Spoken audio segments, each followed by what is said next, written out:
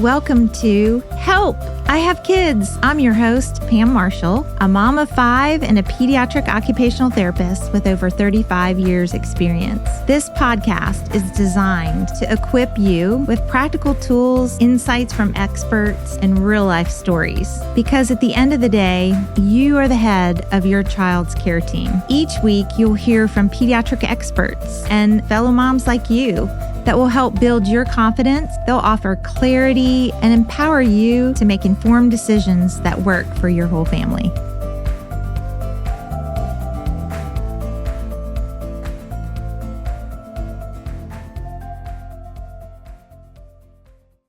Hi, I'm Pam with Help! I Have Kids podcast. This is episode 8.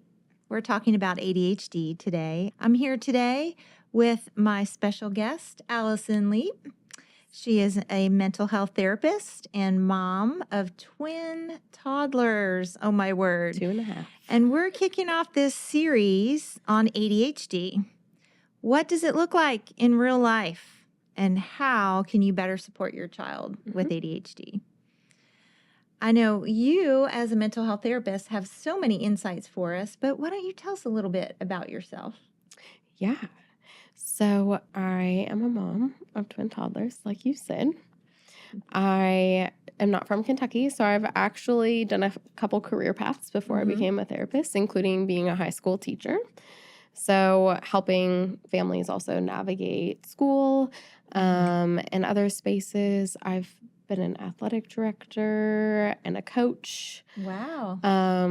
Yeah, and I have become a therapist often out of like my own childhood and my own experiences too, which I feel like allows me to connect to families and kids that we serve.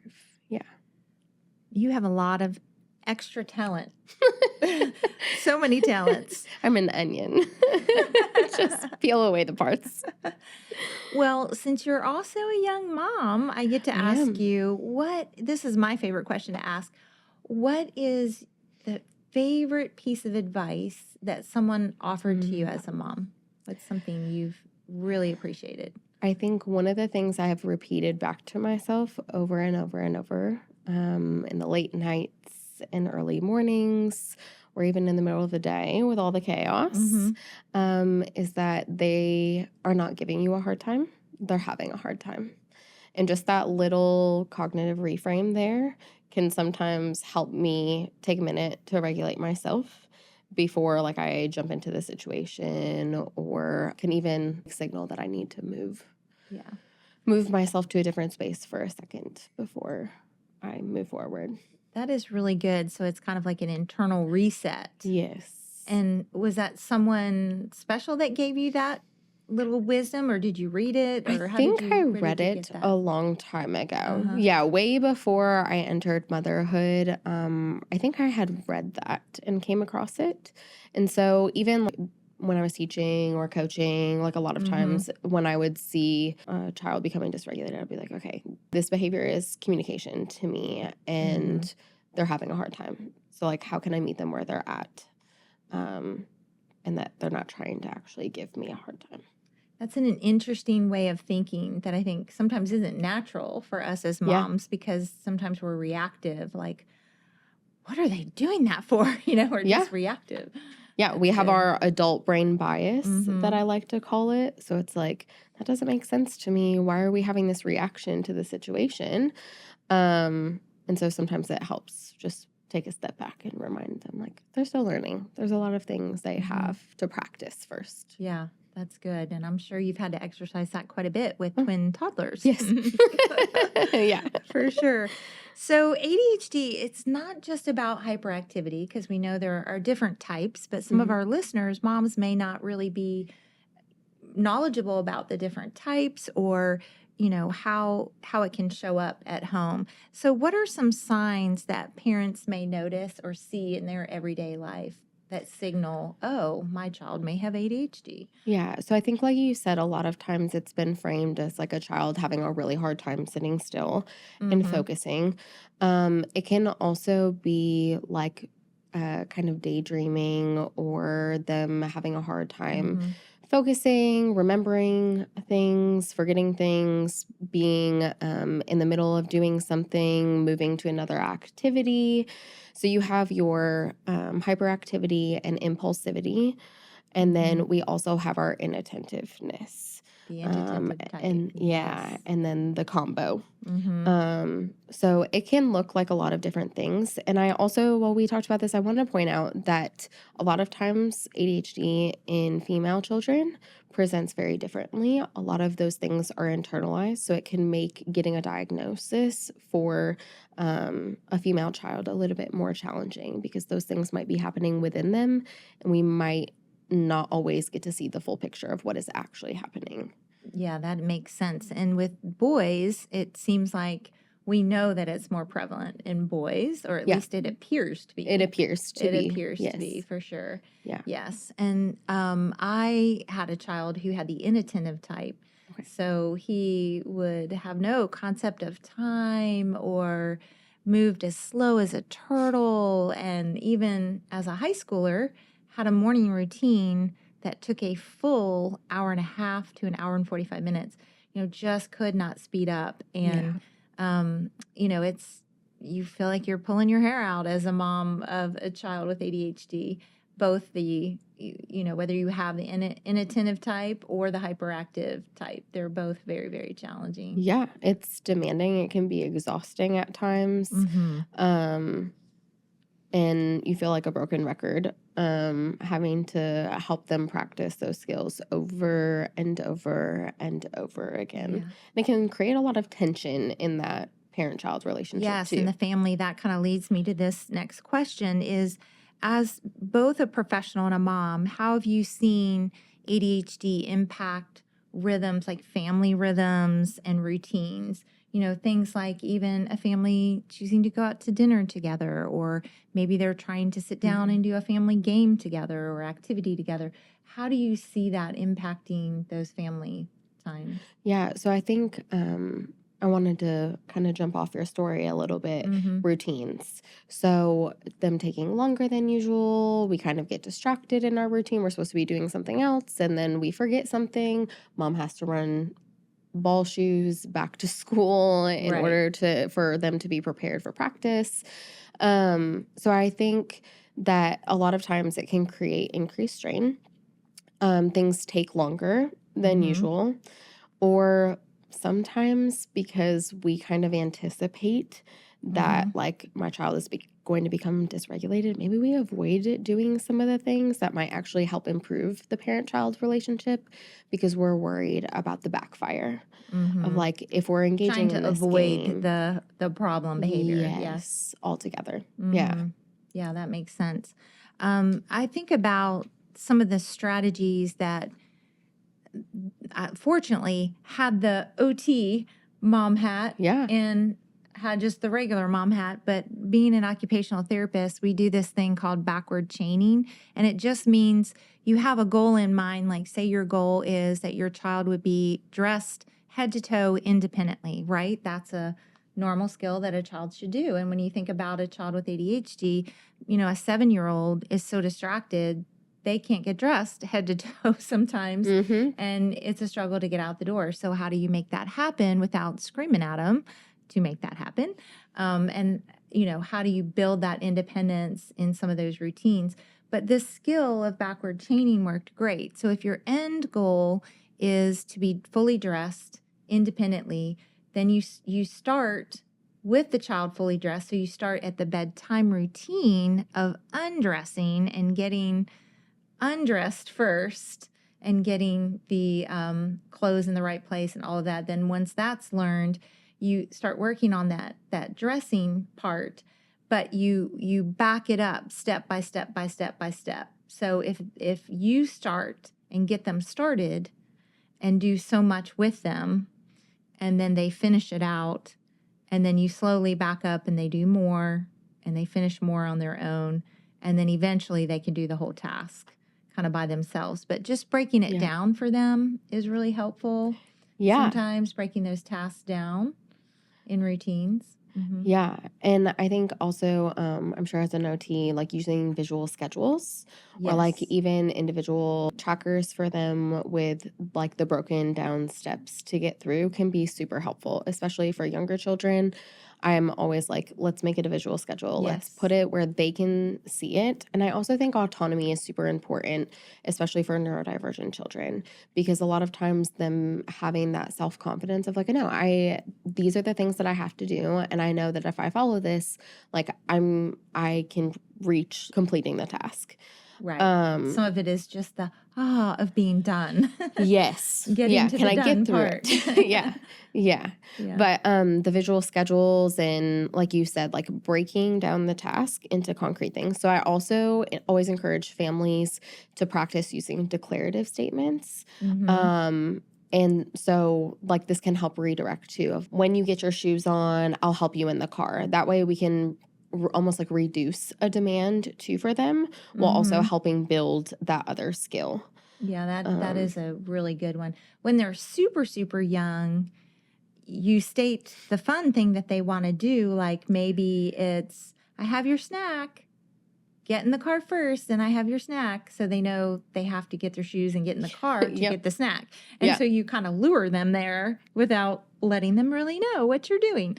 And then as they're older, like you said, using some different tactics to get them to make that transition. Yes. Mm-hmm. Yes. That's good. Yeah, transitions are some of the hardest. And you mentioned snacks. Always Yes. like picking up from school or like in transitions, if we can have a snack and hydrate in those moments, a lot of times it's going to help their emotional regulation. Right. And I was on a journey when my ADHD child was young, and there wasn't as much known or talked about back then about healthy food and healthy choices.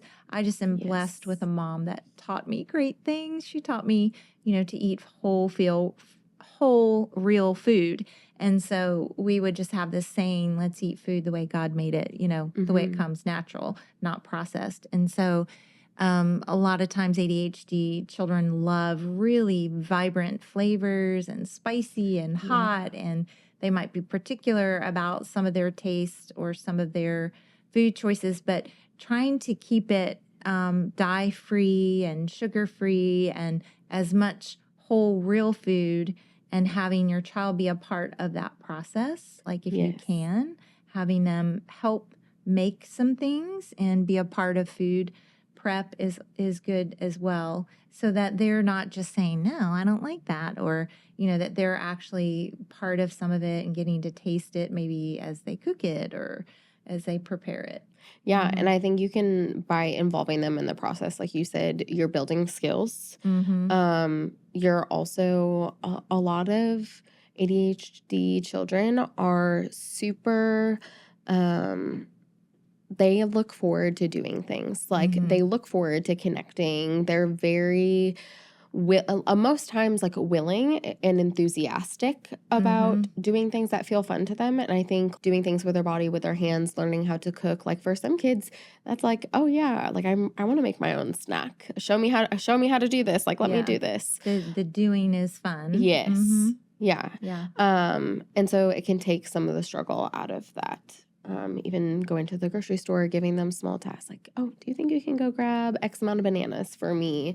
And also, again, going back to the autonomy piece of like, that helps them feel good about themselves. Right. I was going to say that. What are the strategies? Because I recognize that as a mom. I'm sure many of our listening moms right now realize, and I might cry talking about this, but it's so hard for our ADHD kids. They hear so many negative things all day long. And, sometimes it does come from us. We don't mean it to, but it's so hard. Like we might be saying, stop that, do this, get over here, now do this, and it's just, they're bombarded with a lot of negative things. And I know when we had our child diagnosed, I believe he was maybe 9 at that time, around that age, 9, 10. And he had a wonderful psychologist work with him. And he said, he's such a beautiful soul. If you as parents, if your main job can be just to not let other people wreck him. like just keep from other people's voices wrecking him on the inside. And sorry, I'm getting emotional here, but I remember it was such a beautiful thing for a parent to hear, because then I took on that role of, it's my job to help encourage him, to help him feel good, about the things he can do and the things he's doing right. And it really woke me up to that. And, I'd love to hear more ways or things that you help your parents find to encourage children. So what are some of those strategies and things that parents can do? So I think even being intentional about setting up ways for your children to have wins so that you can catch them doing something like a skill well. And I think some of that engaging in things that they're interested in so that you can see that enthusiastic side of them or the really passionate, creative side of them.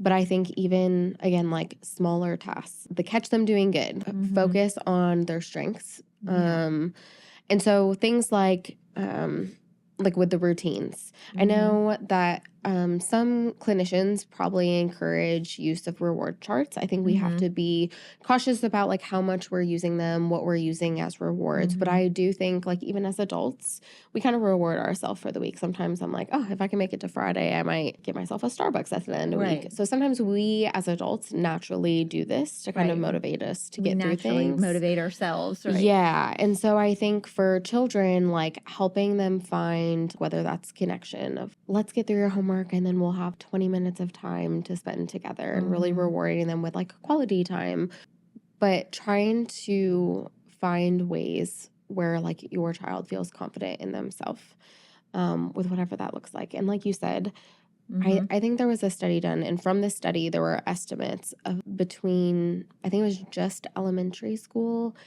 which is about 5 years. It was over 20,000 negative interactions or comments made. Yeah, it's a lot. It's a lot. It really is a lot. Yeah. They hear a lot of negative. They're bombarded with a lot of negative things.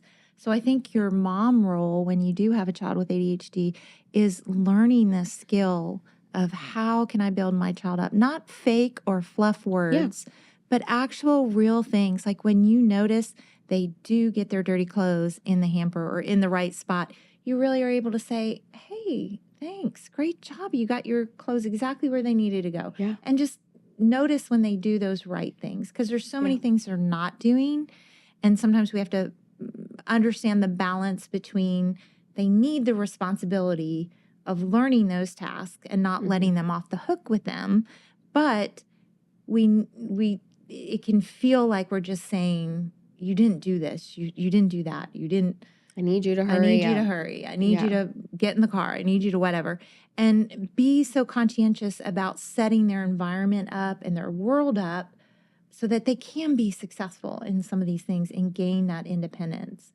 I think hobbies are so important too. Finding out our little guy at age 5 started asking to play the violin, and the violin is an incredibly difficult instrument. And I didn't know he had ADHD at the time. I mean, I knew there were things about him that were different, and I was suspecting it. But he's so bright and smart that it really didn't show up till that fourth grade, when we really started having, or he started having problems. But having that instrument, little did I know what that would do in his life. So I think all children have something that even if, at the time we didn't have a budget. Yeah. We didn't have extra money to start violin, or it's an expensive, to do music lessons and buy a violin. But, there was a way. And things started to happen, and someone gave him a violin. And then we had a friend that was a teacher that just decided to teach him, and just all these things fell into place. And now, want to hear a cool story? I do want to hear a cool story. So any moms that are listening, there's hope. Our ADHD child is a professional musician in New York City, of all places, living and making it there. So great. And actually, he wrote and produced our jingle for our company. Wow. And it is a really fun, beautiful little jingle, and you'll have to listen to it sometime. But he is a successful musician in New York City. Yeah.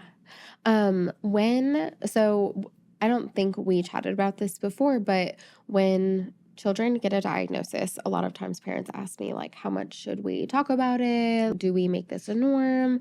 I think a lot of parents worry when we get a diagnosis, like, will they say that? Like, I have ADHD, I can't do that. Right. So I think how we introduce this idea of, like, sometimes there are differences in our brain, and those differences great make point. certain things more challenging for us to do, and we have to work really hard at those things. And then there are some things that feel much easier. Like, we have amazing abilities too, having ADHD. And so for your child, like musicians, there are a lot of musicians who have come out, athletes, who are like, yeah, I have ADHD, and this has kind of been the challenging piece of this. But there are incredible people who do have this, that I think children should understand that they still are able to do the things that they enjoy regardless. And actually, we would use some of that language. We would say, yeah, you have ADHD, but you are a boy first, and a wonderful boy, and it's actually going to be your superpower. We would talk about how it's your superpower, and it is his superpower because he can hyper-focus. Like, it's such a gift that he has. And yes, sometimes that hyper-focus, sometimes it's hard for relationships or other things, around him are challenged. He ebbs and flows in things, but it is a superpower that he has, and he knows it. He can, when children are gifted in a certain way, they can really succeed in that giftedness. So flourish in like those skills that they find interesting. Right. And I think talking about it and making that positive is good.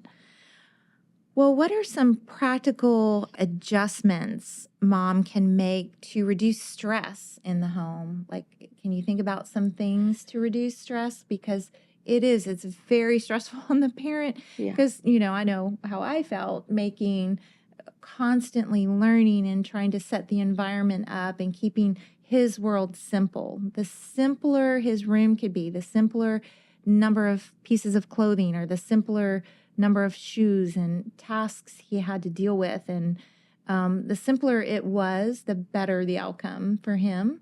So I was constantly working at that. So what would be some things that kind of reduce that stress in the home? I think this is going to look so different depending on the family, how many children are involved. Are we a working mom with another working partner?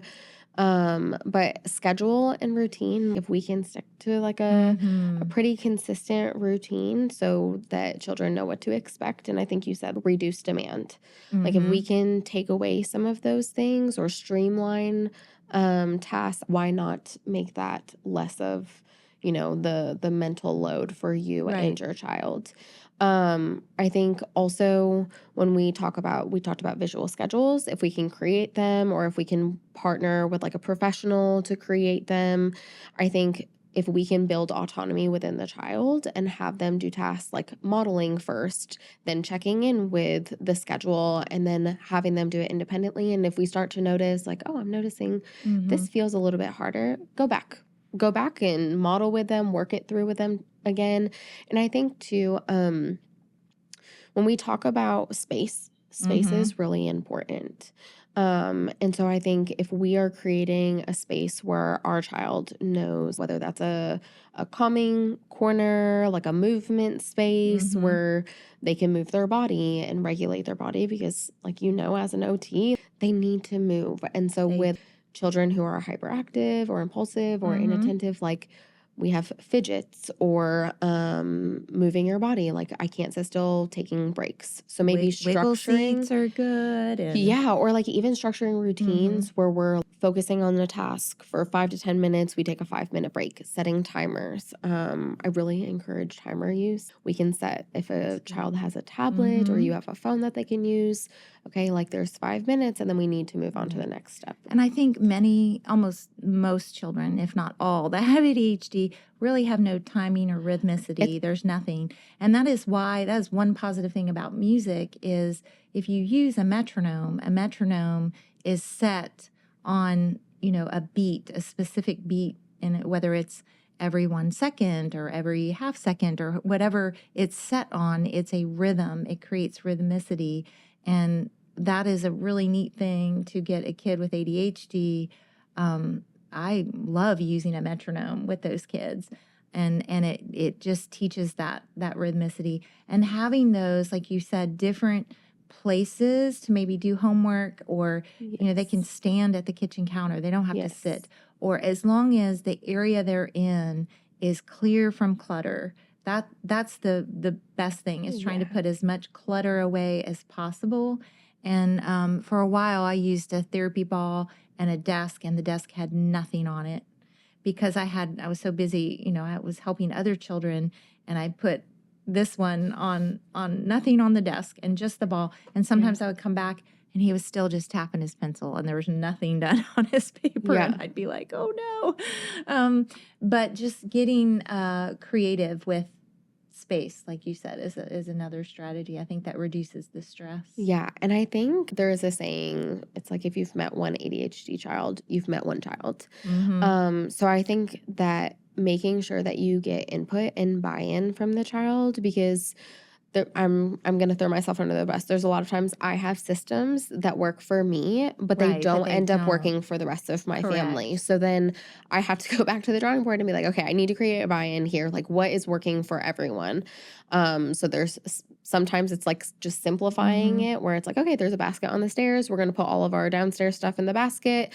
And then at the end of the day, we're going to do that together. We're going to take everything back upstairs that you played with.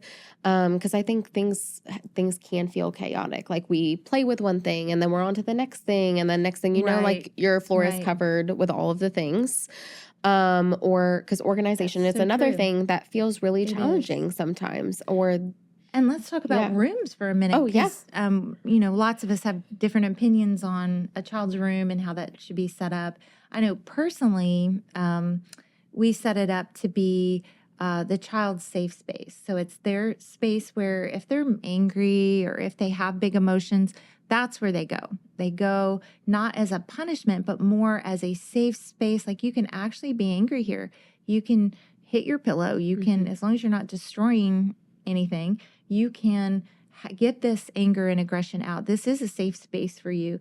You can rest. You can listen to music. You can do anything quiet. And we kept toys and sort of rowdy things out of the room. We didn't really have toys in there other than the quiet things you could do, like the little, lava little things or little push button toys that in water, those kind of calming activities, and music.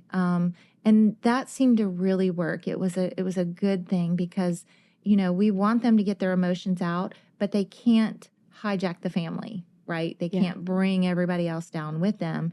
And we would just say, I know you're not happy right now, and this is really, really frustrating for you, but let's go to your room. You can find something that helps you. And if you need to get all that out there, and then when your body's calm and you feel calm inside, you can come back out and join us in this. I would talk to him like it's not a punishment. This is a positive thing. Yeah. Your room is a positive place to go and be yourself and feel the emotion that you have. So do you have anything to add to that? Like how to set rooms up or space up? I agree. I think simplifying, creating a safe place, maybe like a cozy corner, if they, like the soft blankets or like a weighted stuffy, or if they like stuffies, where they can squeeze or like get their anger out, punch it. I also think that books, if we can have like a book or even, and I love like the listening to books are good too. A lot of times moms don't think about that. I love you can Tony's. actually listen to books. Do you know what those are? No. Tony boxes. Oh. It's the little characters you put on the box, and they have mindfulness ones that actually can walk you through different mindfulness activities, and they have stories, like different Disney stories, or they have music ones with different songs. And they also have, for like older children, they have information. So like if your child is really into octopus or sea creatures Oh, that's or neat. so like it can be Love that. informational learning, Yeah. but yeah, there's a big variety, and I think it's a great tool to add to a space like that. That's helpful to have those resources, and I think we Yeah. can include some of those, as a reference to this Yeah. podcast. What would you say to moms who really feel isolated and alone in this journey, or maybe they feel judged? Because, when you have a hyperactive, impulsive child, you can feel it when you walk in a room and there might be peers or other moms with children in that space, like a birthday party or something, and people are just kind of looking at you like, oh, here he comes. Yeah. Or here she comes, or, you can feel it that your child's being judged, or maybe you are. What advice can you offer to moms that are feeling that way? Yeah. So I think back to the quote that I said at the beginning of like, they're not giving you a hard time or trying to give everyone else a hard time. They're having a hard time. Like they're probably so enthusiastic that they're out and about and doing things and feeding off of other people's energy, or I'm just really excited. Maybe again, like emotional dysregulation does happen. We get overstimulated by our environment, but moms themselves, like you are not your child's behavior. Say that again. You are not. You are not your child's behavior. And I think that when we are able to surround ourselves with people, and I think it's hard. You go into a social setting where you're not really familiar with people. They don't know your child. No, they don't. They don't. Yeah. So I think it's easier said than done to go into a space. I think that creates a lot of vulnerability for moms. And I think what you're talking about is kind of we're dying to our reputation as a mom. Yeah. Like we desire to be great moms, but how good I am is not tied to my child's behavior. That's what you're saying, right? That just because my child's behavior might look poor to the group or the people I'm walking into or in this setting or as compared to other children, it's not a reflection of how good I am as a mom. Yeah. Or how good or bad your child is. The behavior is how good the or behavior. Because your children are always good. They're always good inside. They just have behavior that's sometimes that feels challenging. Yeah. And I think too, like getting comfortable with being uncomfortable. It's so uncomfortable for us to enter spaces and feel like all eyes are on our child or on us. And sometimes just sitting in that discomfort of like, this is going to be hard. Like, I'm going to go to this space and people are going to look at me. They're going to look at my child. But my child also needs this practice. Being out here, being around other people, learning how to interact. And I think if we think about it as like them being able to practice their skills, I think that can help us change our mind too. Because if we just keep them at home or if we just stay at home, that doesn't help our support. That doesn't help our level of community. Like, it's true. If we need a village, we have to go out into the world. Yeah, that's really true.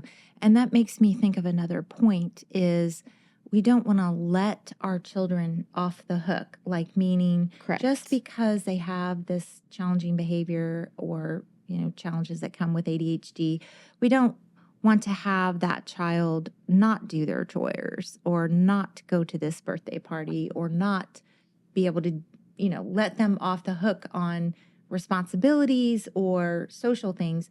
We want to encourage some of those things. And yes, there might be times we decide, well, this activity maybe isn't the right time or the right thing to do. And so we say no to some of those things. But I think not feeling like you're held hostage, I guess, or having to make inappropriate accommodations for your child. Making the right accommodations, I think. And I think it comes down to safety. Our job as parents is to keep our child safe. It's not always to make them happy. And so a lot of times, like by holding them accountable for things or having realistic expectations of like, we're going to try this, we might end up having to leave, and that's okay. Yeah, that is okay. Yeah. Well, and I want to encourage the moms listening today is, your child, they will match kind of what your beliefs are, what your kind of the goals that you have for them. And they'll rise to the occasion. I mean, even children with ADHD, they'll rise to the occasion. So you can do it, moms. I know it's challenging. I've walked that road and it feels like some days you just want to pull your hair out, but you can do it. You've been just the one to encourage and to love your child through these challenges. Well, to wrap things up, how can we also help moms hear some encouragement? Like, are there some things that moms need to hear? Like some truths they need to hear? Yeah. So I think knowing that ADHD kids are often, because they have a harder time with those executive functioning tasks, I think having just more realistic expectations, knowing that there might be a little bit, I guess, to our society, they might come off as a little bit less mature.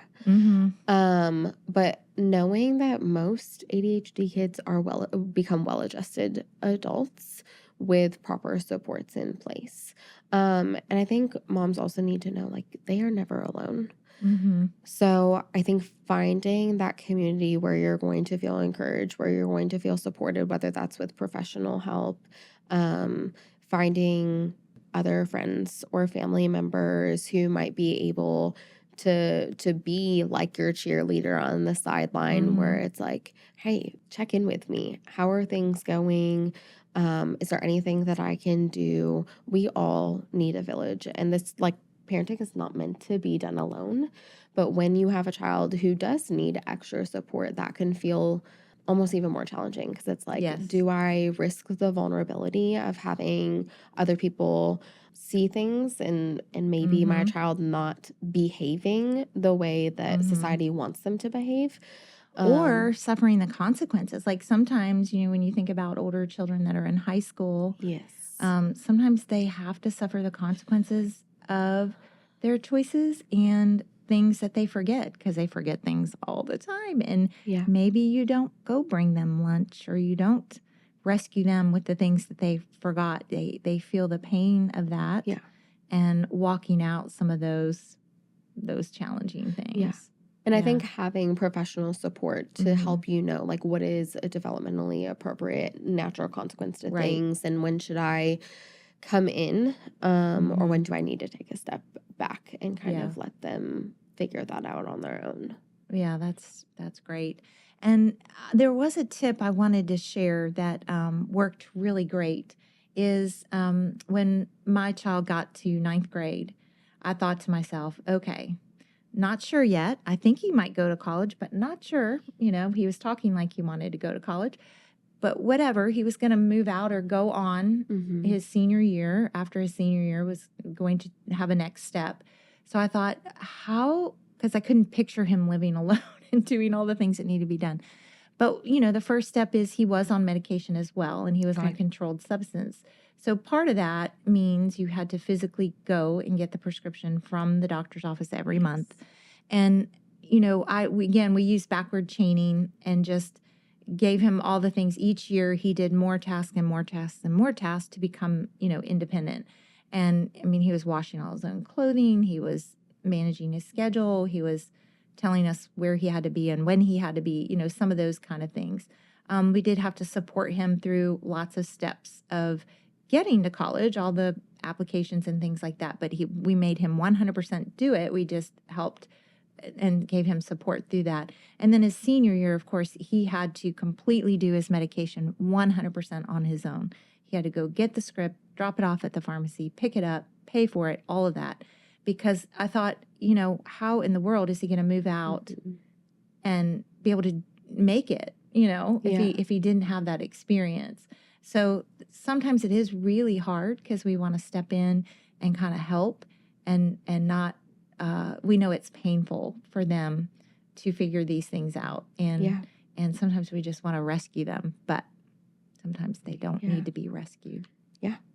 sometimes just sitting with them in that discomfort of like, this is really hard for you. You're not really sure what to do, or we really didn't get a chance to talk about it, but it can also impact like our social relationships with peers and things like that. And so sometimes just providing that support rather than adding our own advice or input.